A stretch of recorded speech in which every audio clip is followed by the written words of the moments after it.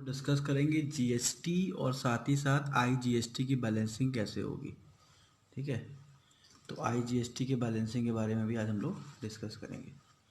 तो सबसे पहले हम लोग समझते हैं आईजीएसटी होता क्या है। तो सिंपल सी कहानी है, आईजीएसटी का मतलब होता है इंटीग्रेटेड जीएसटी। ठीक है, तो आईजीएसटी लगाते कब हैं, पहले ये क्लियर कर लेते हैं। तो आईजीएसटी लगाने की नौबत तब आती है जब आप सेलिंग करते हैं लेकिन अपने शहर में ना सेल करके आप दूसरे के शहर में सामान बेचते हैं, मतलब दूसरे के स्टेट में, माने अपना स्टेट छोड़ के जब आप दूसरे के स्टेट में जाते हैं तब वहाँ पे कॉन्सेप्ट आता है आईजीएसटी का। ठीक है, तो आईजीएसटी जब लगाते हैं तो हमारा जो सीजीएसटी जितना लगना है और जितना एसजीएसटी लगना है दोनों कंबाइंड हो जाता है।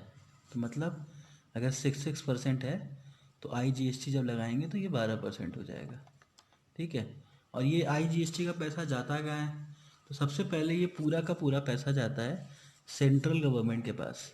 ठीक है, तो ये पैसा जो होता है वो सेंट्रल गवर्नमेंट अपने पास रखती है, सेंट्रल गवर्नमेंट के पास आईजीएसटी का पैसा जाता है। ये क्लियर हो गया। अब आईजीएसटी को बैलेंस कैसे करते हैं ये बड़ा इंपॉर्टेंट है, क्योंकि देखो अगर आईजीएसटी की आप एंट्री कर रहे हो तो इनपुट और आउटपुट का सेम फॉर्मूला है।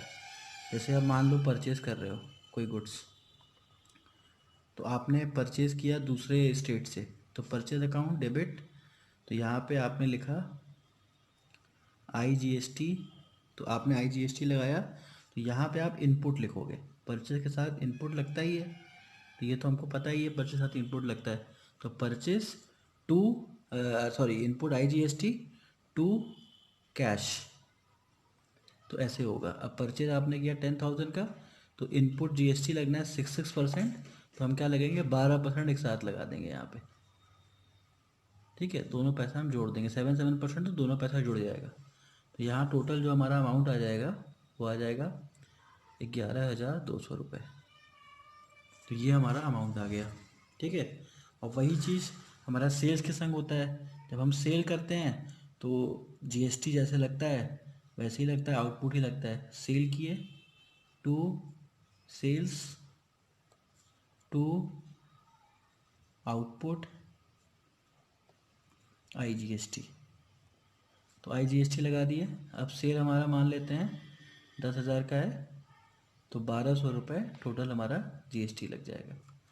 तो यहाँ पे अब आएगा हमारा सॉरी 1,200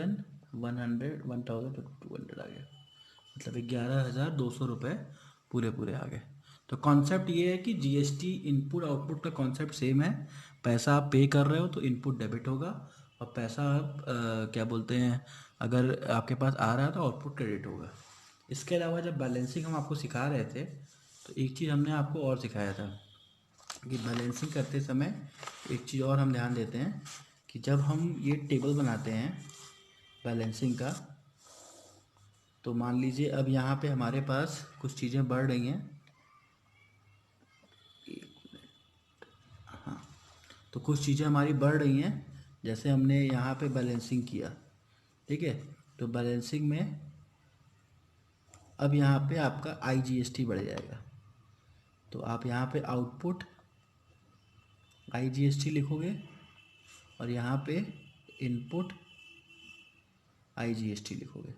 ठीक है, और यहाँ पे जैसे आप करते थे इन आउटपुट सीजीएसटी और उसके बाद इनपुट सीजीएसटी, फिर उसके बाद इन आउटपुट एसजीएसटी, फिर आउटपुट सॉरी इनपुट एसजीएसटी, तो सॉरी यहाँ पे एसजीएसटी हो गया। ठीक है, तो सीजीएसटी का अलग कर दिया आपने और एसजीएसटी का अलग कर दिया। ठीक है, तो हमने क्या बताया था कि जो इनपुट का नेचर होता है, इनपुट का नेचर होता है इनपुट, चाहे सीजीएसटी लगे चाहे एसजीएसटी लगे चाहे आईजीएसटी लगे, इसका नेचर हमेशा से डेबिट होता है। तो what do you understand by word nature. Nature का मतलब हुआ कि जब बैलेंसिंग करेंगे अगर कोई भी चीज़ डेबिट में दी हुई है, ठीक है, तो अब उसको हम प्लस में दिखाएंगे इनपुट के कंडीशन में। और वही जब आउटपुट की बात करते हैं तो आउटपुट का नेचर जो होता है वो क्रेडिट में होता है। तो आउटपुट में अगर गलती से हमने डेबिट कर दिया तो वो अब माइनस हो जाएगा, ठीक है। तो वही चीज़ को आपको यहाँ पे फॉलो करना है।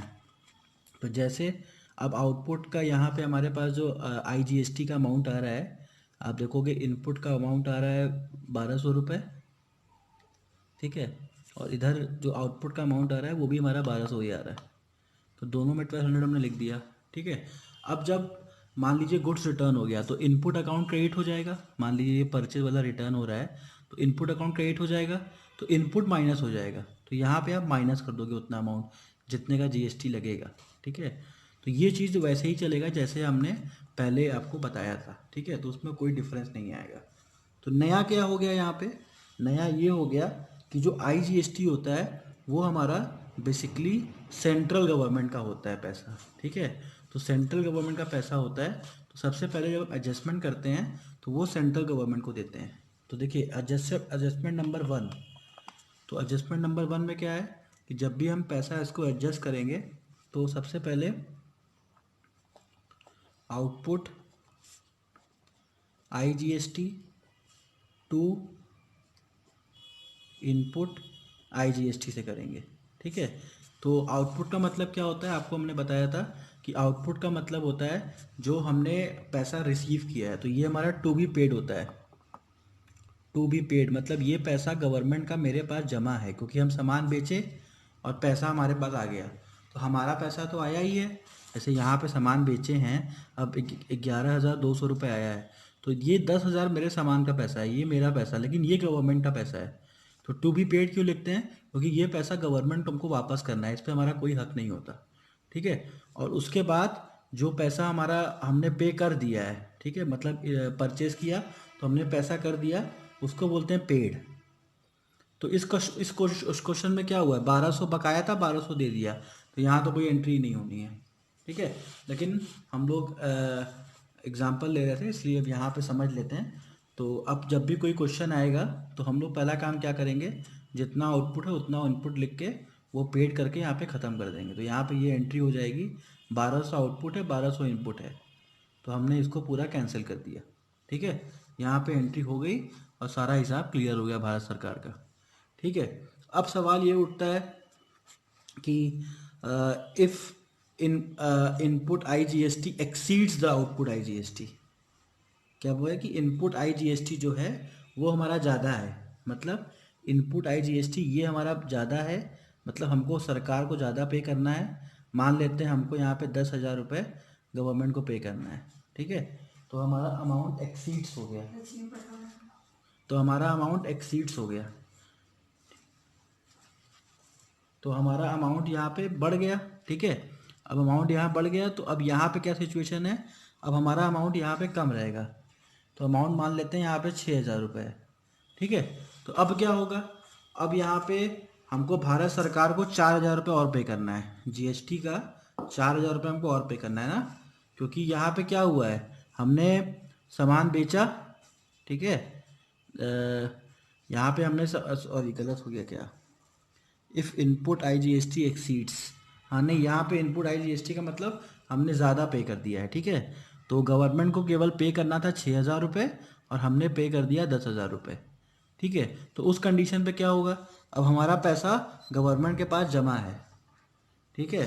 तो हमारा पैसा जब गवर्नमेंट के पास जमा है तो अब गवर्नमेंट के पास हमारा 4,000 रुपये एक्स्ट्रा जमा है, तो यहाँ पे टेंशन की कोई बात ही नहीं है, क्योंकि हमने तो भाई एक्स्ट्रा पैसा जमा किया हुआ है, ठीक है। तो यहाँ पे जो भी आपका आउटपुट का रहेगा आप ये एंट्री करके खाली कर दोगे, ठीक है। हम करके दिखा दे रहे हैं आपको, यहाँ पे आपका एंट्री बनेगा आउटपुट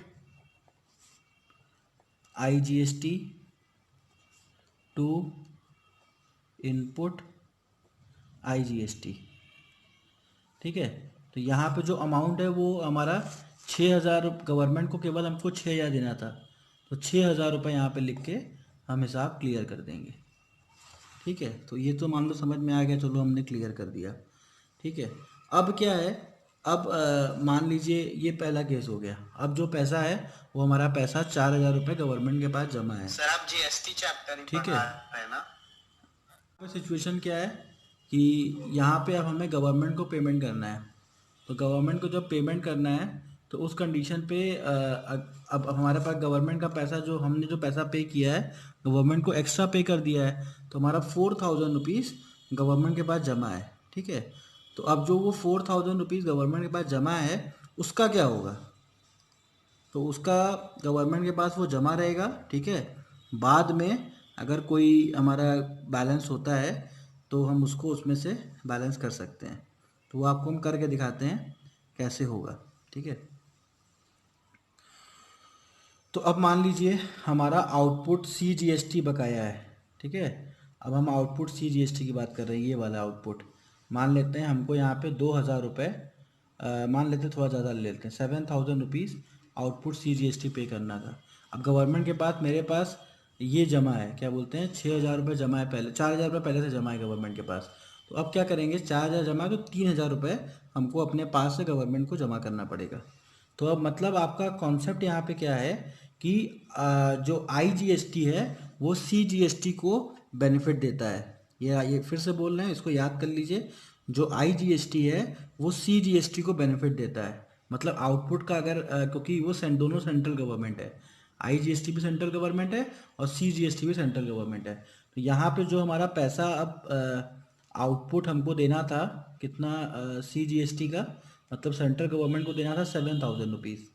ठीक है, तो 7000 देना था, तो अब मेरा 4000 रुपये जमा है। तो यहाँ पे हम लोग क्या करेंगे, टू इनपुट IGST। तो IGST में 4000 मेरा जमा है, तो 4000 रुपये यहाँ पे एडजस्ट कर देंगे। ठीक है, 4000 रुपये हमने यहाँ पे एडजस्ट कर दिया। अब इसके बाद अगर कोई हमारे पास CGST है, ठीक है, तो वो भी कौन सा, सेंट्रल वाला अगर है, मान लीजिए अगर CGST हमारे पास आउटपुट का 1000 रुपये है। ठीक है, तो 1000 रुपये ये भी एडजस्ट कर देंगे, क्योंकि ये तो आपको पता ही आउटपुट CGST और आउटपुट SGST दोनों, इनपुट CGST दोनों एक साथ एडजस्ट होता है। तो इनपुट CGST भी इसमें एडजस्ट हो सकता है, क्योंकि ये तो आपको पता है ये दोनों एडजस्ट साथ में होते ही हैं। ठीक है, तो हमने 1000 रुपये यहाँ पे एडजस्ट कर दिया। ठीक है, उसके बाद अब भी पैसा बचा है, गवर्नमेंट को देना है हमको, 7000 है, यहाँ पे 4 1 5000 हो गया। तो अब यहाँ पे टू बैंक कर देंगे, तो यहाँ पे टोटल आपका 2000 रुपये यहाँ पे टू बैंक हो जाएगा। तो कॉन्सेप्ट फिर से समझिए, कॉन्सेप्ट यहाँ पे ये है कि जो हमारा IGST होता है, IGST है, ठीक है, तो अगर हमारे पास अगर IGST है, कौन सा वाला IGST, जो हमने पे किया है, इनपुट वाला IGST हमारा प्लस वाला होता है, क्योंकि ये हम पे कर चुके हैं। तो एडजस्ट किस में होता है, पहला तो एडजस्ट होता है आउटपुट IGST में, क्योंकि ये तो हमको पे करना ही है। तो पहला आउटपुट IGST में एडजस्ट होता है। दूसरा, जो अगर पैसा तब भी बच जाता है तो उसको हम लोग